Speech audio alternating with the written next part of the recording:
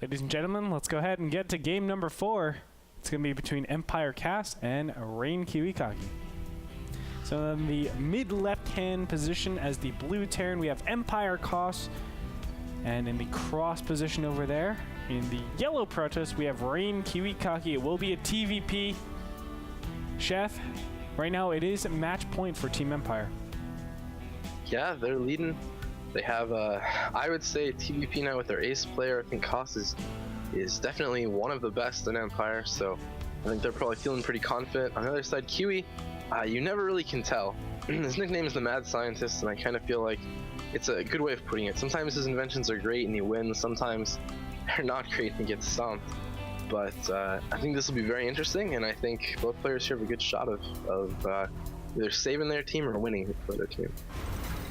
You know, it's nice because both of us kind of grew up with Kiwikaki in his StarCraft career, especially you being on Team Root with him, well, back in the day, right? But, yeah. you know, Kiwikaki has definitely emerged as still one of the biggest innovators, and he always seems to have this different type of style in all of his matchups, and he always seems to make it work as well. I think that'll be a big test this game against someone that is probably the most, you know, just all around just the strongest in just that macro micro type of play style. Koss is known to be just super standard, gets his economic advantages and just overdoes it with the amount of, not overdoes it, but just gets so much stuff it's hard to actually deal with, and he's just an awesome player. Indeed, and Kiwi scouting first, Koss asking if it's cross position or not. Kiwi not saying he's sure. I don't even know what to go into with this. I don't even know if this map is cross position personally. It is. It is. It is? Yep. Okay. Well, I feel like Kiwi getting a slight advantage here. It's usually Terran don't want to show that they open up command center first right off the bat. At least I don't think so. So Koss is probably going to be a little bit worried here. Not completely sure, but that'd be my guess. And Kiwi now can play a specific build order just based on this sort of expansion. You know, command center first is okay against Protoss. On this map, it's a little tough. If there is by any chance like a pylon scout, you are absolutely screwed. A pylon scout? What do you mean? That means the probe that makes the first pylon actually goes out to scout. Okay, like this. Yeah, I mean, there's a lot of really bad things that could potentially happen. There's a lot of different all-ins that could affect you, because I actually do this type of build quite a bit. Your bunker is severely delayed. You can see 4 minutes and 15 seconds. That's normally when the first Stalker is out. By that time, the first Zealot can, in fact, make your way all the way over to your opponent's base. So if there was a Zealot, there would be a lot of problems here. The Stalker would be over here by the time bunker finished, or it didn't finish, rather. So there's just a lot of different things that you have to be careful about.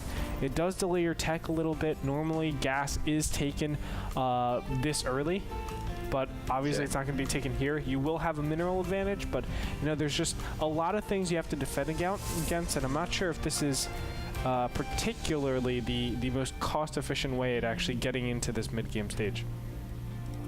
All right, and I know that was very long-winded. Sorry, Chef. Why? Don't be sorry. That's fine. Need information here, because as of right now, both players are just going into macro. They're just playing around. It just looks like both went for Nexus. No cheese, nothing fishy coming up. It is interesting that Koss is moving out with those 5 Zealots, but I think that's smart too, because once the Terran knows that the Protoss is trying to out-greedy them, never hurts to just kind of put a little bit of pressure on by moving out. And I feel like this game is going to be, at least the opening, full of feints and counter feints. Yeah, you're 100% right. Kiwikaki has been allocating all of his chrono boosts, it looks like most of his chrono boosts, I should say, towards his Nexus in this beginning stage. You can see 34 versus 225, very big advantage of 9.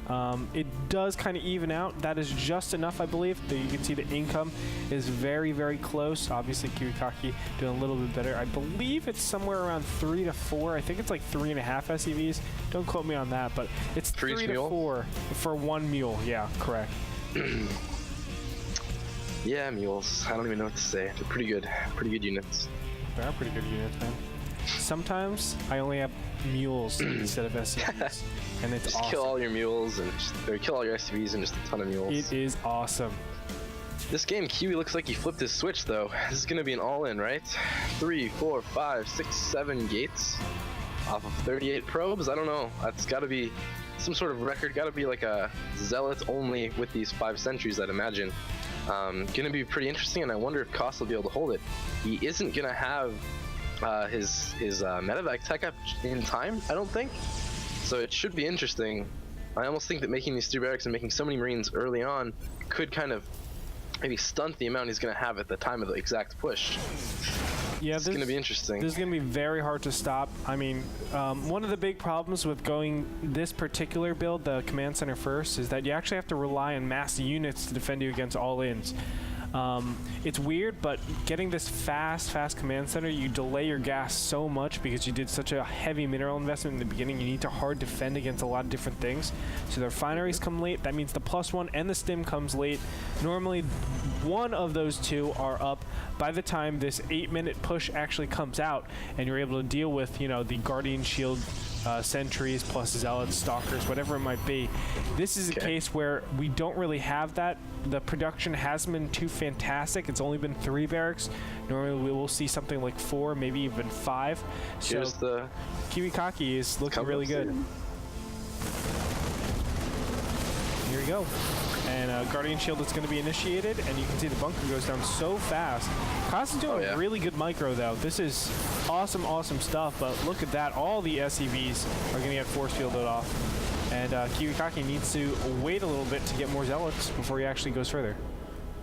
Yeah, a lot of Marines, a lot of Marauders, just like you were saying. That's a surprisingly large amount. And I think Kiwi needs to either kill him or move back before the medevacs come out. So that's going to let him walk over the force fields and really just kind of chase the Protoss. So he's moving in again. Let's see how this works. And Stim has finished this time, so he does use one of the Stims, but it's going to be enough. That's a lot of sentries out there, and you can see the sentries alone with the Guardian Shield do a lot of damage. He needs to pop in another Guardian Shield right now, though. Yeah, he's losing his timing on that. And a lot of Zealots are going to shoot forward. This is what I'm talking about. I mean, the 7-gate pressure is just so powerful. The bunkers do finish, though. That's going to help quite a bit. Kiwikaki has to back up. Yeah, and he let him right back in. Kind of surprised to let him get in the bunkers. I think he had him almost, and I don't know, it was just a weird feeling where it looked like if he'd kept moving forward and just kind of force fielded a little bit, he might have been able to keep him from reaching the bunkers. But I don't know. Kiwi, I'm sure, is doing what he needs to be doing. And if you look at it, Koss not mining with very many, and it's still 50 probes to only 37 SCVs with mules. But then again, 7 of those SCVs are stuck in front, waiting to prepare. The medevacs are out, though. Kiwikaki does need to do continual damage, though, because medevacs +1 is almost finished and Stim is done. Combat Shield is on the way, and you can see that he's trading units. I like this trade at this point. Bunker goes down. Marines are getting cleaned up. This is exactly what he wants to do. Focus down those medevacs. That's the big advantage that Koss has. He focuses them down more. He'll be in a really good position. Sentries are all dying. It's not what he wants. It's so close. You see the power of that Guardian Shield, Sheth. I'm sure you've dealt with it quite a few times against Protoss. But the power really does so much. Makes Marines deal only 4 damage against shields, 3 damage against the health of the Zealots, or the Stalkers or Sentries, whatever it is. Yeah, and only around 10 bio units of Koss, and those 2 medevacs are managing to hold off this push, and Kiwi's now running back, saying, well, I got my 12 SCV lead, and I'm going into Colossus, so now I dare you to attack me. I think that's just about perfect. I think that he did enough damage with it and kept Koss from mining for long enough that I think this was worthwhile, and this is going to be close. Koss is getting his 3rd orbital, but now, oh man. The big thing for Kiwikaki is that he's actually behind in tech slightly. It's not big. It's more so upgrades, I should say, if anything. Okay. Upgrades, obviously, 1-1 is going to hit before Kiwikaki has any upgrades. Maybe only 1 upgrade, because Chrono Boost might be able to catch up to that +1 armor. But that's going to be a big advantage for Koss, and if Koss utilizes that correctly, he will be in a really great position. On top of that, Koss had the foresight to make a command center in that entire engagement. That is really bold. I can't believe he actually did that, but it pays off very well. Yeah, I agree. This is going to be interesting. Koss is going to move out now, and I think if Kiwi holds, and Cost doesn't do any damage, it's gonna actually even out, just because, like you said, he has that third command center. He's gonna have his third base up. Kiwi hasn't even started his third. So kind of a weird position, I would say, and not one that probably is quite as it seems with the supply advantage. Yeah, it's actually kind of funny, right? Like, there's just a big supply advantage for Kiwikaki at this point. One thing I do want to note is that he has a great sentry count, and when you do not have Ghost out on the field to actually EMP those down, the synergy between Force Field and Colossus is so good. You can do a lot of damage to your opponents, just even if they have the superior upgrades, even if they have a lot more units. It's just you can Force Field forever. So if Kiwikaki actually utilizes that advantage, he will be in a good position, but it's, you know, as we see so many times, it's going to be coming down to micro, how they actually initiate the battles, where they're going to be initiating, things like this. Yep, and Ghosts are on the way. 2 of them are Kiwi'd up, so it's going to be a little bit behind Marauders. But it'll be interesting. I don't know if Kiwi will actually choose to attack here. I kind of think, like he said, that Force Field Colossus thing can be really powerful, but still, moving out on the map here might be risky just because drop ships, counter even, I'm not sure. I think this is quite an interesting position for both players to be in. Here's a little jackpot, and Kiwikaki is going to lose 2 gateways, so Cost really happy about that. I'm sure he's just going to back up from there. Forces the whole army, though, from Kiwikaki all the way back, and that's going to be really nice. Now, one big thing, we don't see any Vikings out in the field. Do we? Correct. Units tab? No, 0 Vikings. And there's already 4 Colossus. That is, that's going to be a little bit tricky for Cost to actually deal with this army. As we said, if he gets the Force Fields off and the Colossus are able to do their work, I don't see a foreseeable way. He has 3 Ghosts. He's making a 4th. That's going to be it. It's going to be those 4 Ghosts against the Sentries, it looks like, and that's going to be some interesting micro for sure. Should be exciting. I wonder if Kiwi will actually attack. I feel like he's actually playing a little bit too passively here. He doesn't really need to attack per se, but I'd really like to see him maybe move into the center to the tower, just to kind of fake pressure. I think that might be good. Doesn't even use, well, I don't know, because the fact that Terran can just drop ship in the main then. Yeah. So it's a tricky situation. I think both players kind of evening out right now is pretty amazing from that opening. It's pretty funny. Costs forgetting his +2 armor is such a shame, because he was ahead quite nicely in the upgrades. So just, you know, it's very common mistake that happens. But if he actually continued on with that +2 armor and was now researching +3, he would have a gigantic timing. Really unfortunate, but I'm sure Cost is still in a great position now. Supplies are evening out, so we'll come down strictly to army composition at this end game stage. Really, there's no advantage in that economy anymore as much, really, just because they're past their growing stages. They're right now just going to work on how they position their units and how they actually engage in this first battle, because it's going to need a lot. Yep, Cost sniping the Observer really quickly with that Ghost. Nice play. And now Cost just moving into the center with a few Vikings now. He has 7. Pretty interesting. Same amount of 6 Colossus to 7, but it also has 4 Templar now. So I think it's gonna perhaps come down to how the EMPs do against both the Sentries and the Templar, and the positioning of the Ghosts to the Colossus. This map is probably just all about the position. Like, where are you down the ramp? Can someone move up a ramp? Can you get them to move out and engage in a big circular area?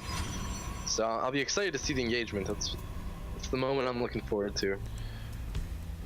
Yeah, and as you said, that's going to be what really matters at this end part. And I'm interested to see, Kiwikaki's actually going to moving up really in a clumped area. This is... And EMPs need to go off. Actually, with EMPs, doesn't actually catch any of the sentries. Nice storm! Oh my god, that did so much damage, Chef. They're keeping going. Yep, there goes the force shields. Guardian shields are still alive. The Colossus is finally going down, but look at this. Cost doesn't have a lot of units left, and Archons are on the field. That is not a good sight for Cost. Cost is going to have to back up, and out of all this, Kiwikaki will take his gold expansion because of that. So just like that, with the missed EMPs, I feel like that was a very critical mistake right there. And Kiwikaki is going to punish his opponent and take advantage of this small little momentum that he has. Yeah, well, right here he has the extra expansion. He managed to, I would actually say, just crush the army of Cost, which I thought was quite surprising. There were nice storms, and surprisingly, Kiwi's position, even though he just ran up the ramp, was a pretty good position. Like his sentries, like you said, didn't get at all EMP. He has full energy on most of them still. And even the Stalkers have pretty much full energy. I don't know if that's then just because they've had time, but it's not a good position for Cost. And this could mean we're going to see an ace match. Yeah, now that the third Orbital Command Center is killed, we're most likely going to see Kiwikaki. Really impressive in this game. I can't believe he was actually able to overcome that early game. I wouldn't say it's a huge disadvantage, don't get me wrong, but still it was a nice little advantage for Cost. He was ahead in upgrades, he was ahead in the expansions, and now you have it. Cost is going to GG out.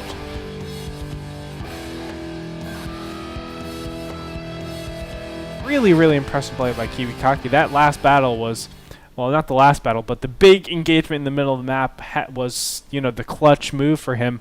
It all came down to the micro, as we were talking about before, how he actually goes through the battle. The EMPs missing was pretty big by Cost, and overall, it just gave Kiwikaki that huge momentum spike, and he was able to take a gold, remove a third, and kill every single one of Cost's units. Indeed.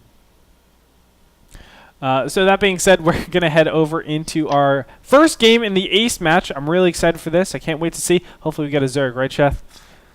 That'd be the dream. I know, man. But anyway, stay tuned, everybody. We'll be back with the Ace match between Reign and Empire.